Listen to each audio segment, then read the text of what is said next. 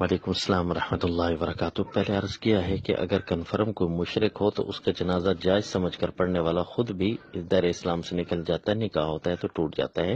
لیکن اگر کوئی آدمی جائز سمجھ کر نہیں پڑھتا لیکن ناجائز سمجھ کر پڑھتا ہے تو وہ کبیرہ گناہ کا مرتکب ہے۔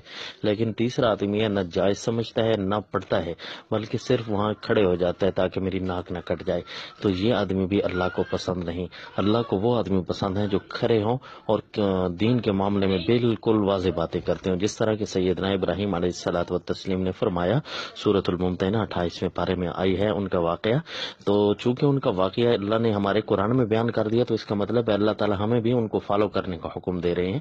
تو انہوں نے فرمایا تھا انا براء منکم، اے مشرکو ہم تم سے بری ہیں، بدا بیننا و بینکم العداوۃ والبغضاء، مذہبی معاملات میں تمہاری ہماری باقاعدہ دشمنی چلے گی، حتی تؤمنوا باللہ وحدہ، حتیٰ کہ ایک اکیلے اللہ پر تم ایمان لے آؤ، تو اس وقت ہم تمہارے ساتھ ہیں۔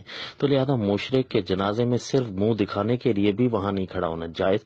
اچھی بات اور کنفرم اور واحد موحد یعنی اعلیٰ درجے کا موحد وہی ہے کہ جو اللہ کے لیے ہر ایک سے ناراضگی مول لے لے۔ والسلام۔